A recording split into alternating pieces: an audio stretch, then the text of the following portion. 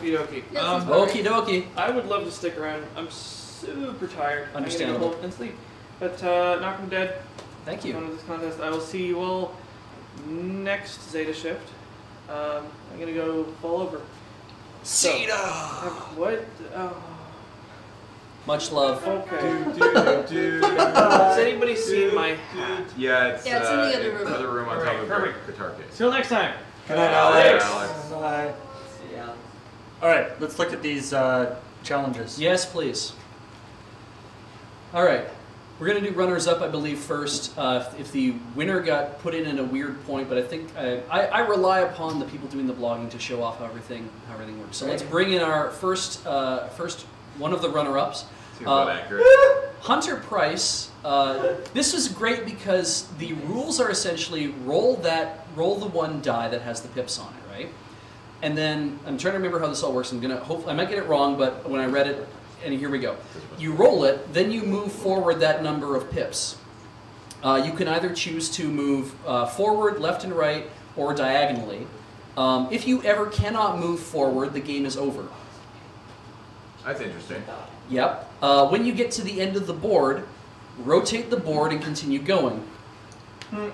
That's the extent of the rules? Yeah. There were a couple more rules in there, but I'm basically paraphrasing how this game works. Does he have any way to integrate the veer? Yeah, like you always have to move one to the left or you crash. No. The idea is essentially roll the dice. If you cannot move forward after you roll the dice, you stop and then you lose. What I like about this actually is just, I've never actually seen this board game, like, and this is the first time I've seen this picture. Mm-hmm. I basically immediately knew what all the rules were. Yes. Yeah. Like, all you need to see is the long thing with the bus and then the dice, and you're like, okay, I see how this is going to go. Yeah, and that's the thing. When I looked at it, I'm like, I immediately know how this game is played. I have no problems picking it up. I could teach everybody how to play it. I'm not making a judgment about whether it'll be a fun game, but I know it works.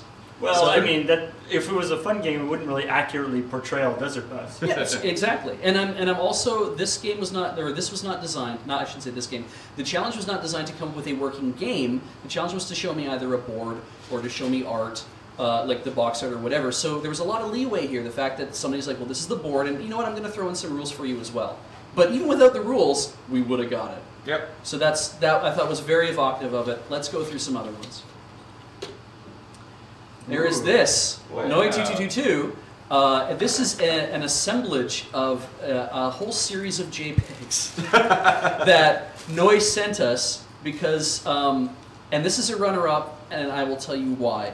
Noi has been working on a Desert Bus board game previous to this challenge, and I didn't feel like it was in the right spirit to say, because there's so much material. There are card backs, there's the cash that you're raising, like everything is involved in this, and I was very impressed with the amount of work that's been put into it so far. But because you technically had more than 2 hours to work on it, you told me you've been working on it for months already, and that you've been like doing all these different things, and you were trying to get it printed out to send in to us for like the craft along and everything. I didn't feel good about awarding you the prize for it, and I don't want to discourage you from continuing to develop this and then printing it out and sending it in as part of the craft along, whatever. Thank you so much for thinking about doing this, and thank you for submitting this, and I applaud all your effort. I think we all applaud all your effort as well. But because you had more time than everyone else to work on it, I didn't feel right about awarding it to you, so I do apologize. I hope you're not terribly let down by it. But thank you so much for the submission and for the little preview of what we may be seeing next year or the years to come. Oh God! The best idea I saw was this. And the fact is, like, and you'll see what comes later. This is still a runner-up, but I love the idea of a home VCR board game, especially because no one's going to have a VCR anymore, much like no one will have a Sega CD anymore.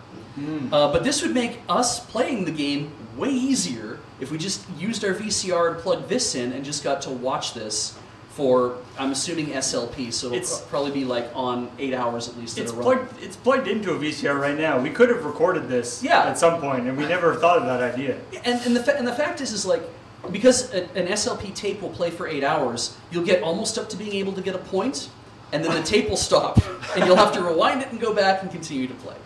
So no matter what, you always crash. I just love that it's like, oh my god, home VCR board game, what a lovely idea. It didn't even occur to me that that would be a thing you could develop, but very cool to see that. And I believe now we have the winner last, but I'm not going to say that until, there we go.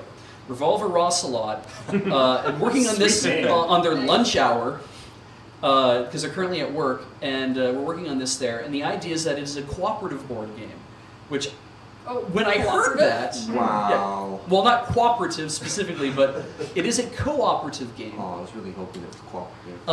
I mean, you could label it as that, certainly. I liked all the little captures of all these different ideas that were built into it. Is that, oh well, clearly there is a viewer, you know, how many viewers you might have that's coming in there. There is stuff that is coming, you know, across on the stream. There is some auction stuff, and with some pips and whatever. All the cards for all the different shifts. I'm not sure if you play them in order. I'm not sure what you do, but one thing that was pointed out is that it's like when a shift runs out of cards, you crash if the game is over. But there is like a certain limit you play to, and like, okay, there's all these rules and stuff. It's not so interesting. But I like the fact that it's like there are some different elements in play here, and that it is cooperative, and that is very much in the spirit of what we're trying to do. Is we're all working together to play this game, to keep the device notwithstanding. Sorry, Daisy, but. We're all trying to work together to make this thing play, to get to the end of it, so that everyone will, you know, we all benefit from the money that comes in, and that the kids will benefit as well. And I'm like, I really liked how that felt. I love that this is like, you know, quick vector mock-up, and I was like, yeah, you know what? I'm going to give it to this submission. So congratulations, Revolver Rossalot. You've won yourself a Desert Bus 9 portable dance party, as well as the pick sweetener of a set of Flux dice. So good for you. And where does Revolver Rossalot send that email? And I think I saw the designer of the board game they've been working on for months say, "No worries, totally acceptable. Thank you." Is thank Revolver Rossalot in the chat, watching right now? We'll find out. But Like a trillion cookies. Oh wow, cookie clicker's still going. I haven't seen this for a while actually. I haven't really gotten any more achievements. Do they have to No, email we did the cookie. We done prizes? Do they email prizes at desertbus.org, or do they email? Yeah. Do we email them, or Prize@desertbus.org. prize at desertbus.org? I think prizes actually works as well. All right. Well, Prize@desertbus.org and Rad. let us know what you won. How's the food